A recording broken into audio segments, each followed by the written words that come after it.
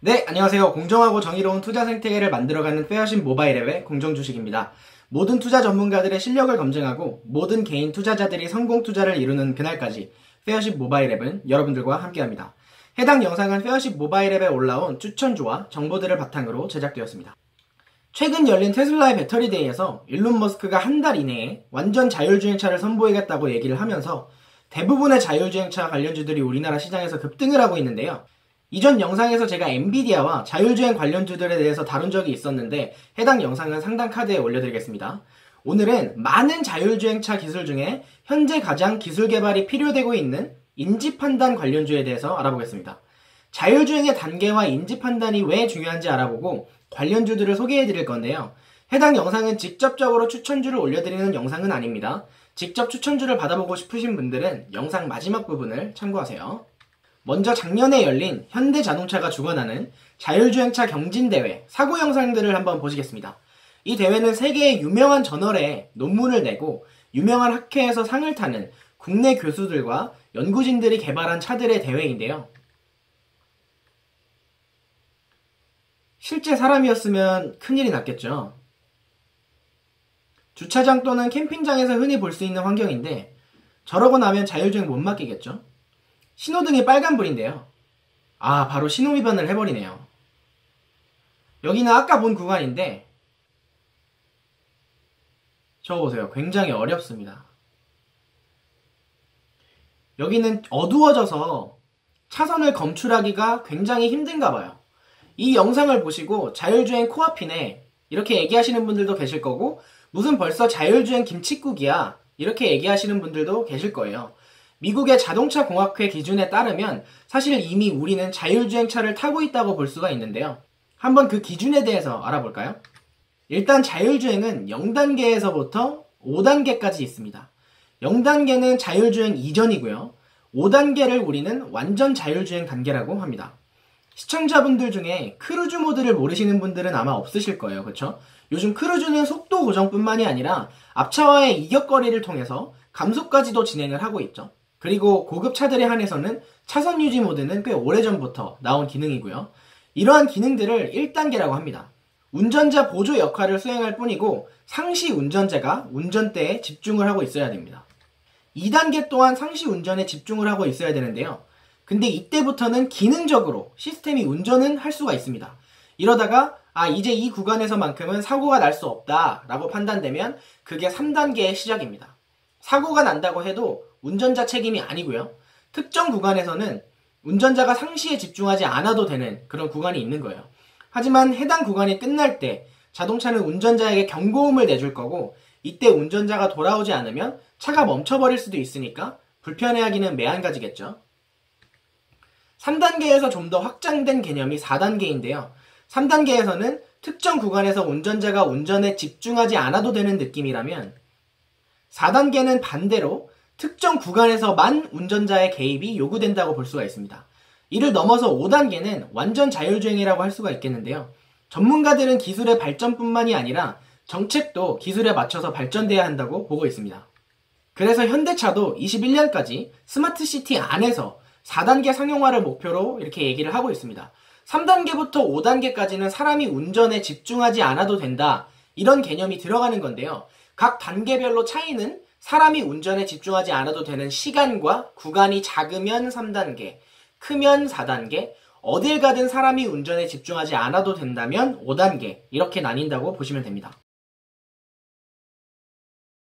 보행자가 갑자기 튀어나오는 이런 상황을 도시가 구조적으로 차단할 수가 있다면 4단계 자율주행은 생각보다 빠르게 올 수 있다는 건데요.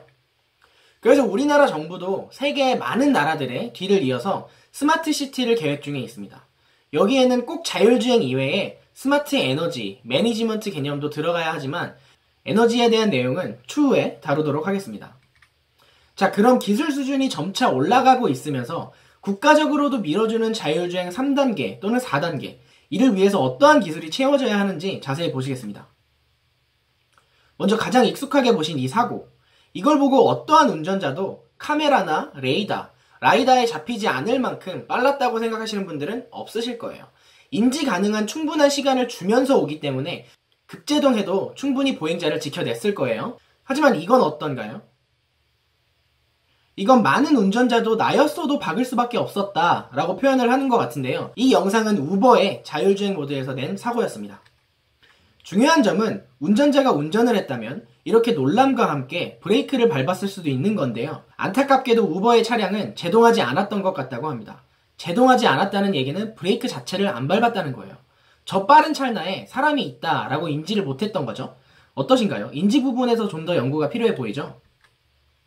화면에 보이시는 이 영상은 테슬라가 잠시 차선을 헷갈렸는데 자칫 잘못하면 큰 사고로 이어질 뻔한 그런 사고입니다. 전문가들이 말하기를 원래 이렇게 흰선과 주황선을 구분해서 차선을 인지한다고 합니다. 그래야 구분된 차선에 연장선상이 있을 것이라고 판단한 채로 인지를 한다고 하는데요. 이 영상에서 이러한 판단 부분에 좀 더 개선할 여지가 있지 않나 이렇게 생각을 해봅니다. 이렇듯 인지와 판단 부분을 담당하는 소프트웨어 발전이 3단계, 4단계 자율주행의 핵심 기술일 것으로 보여지는데요.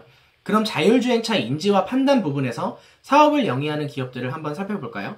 많은 종목들이 있지만 너무 큰 대형주는 제외하고 중소형주 중에서 향후에도 상승 가능성이 있다고 판단되는 회사들을 추려서 선별해서 소개해드리도록 하겠습니다.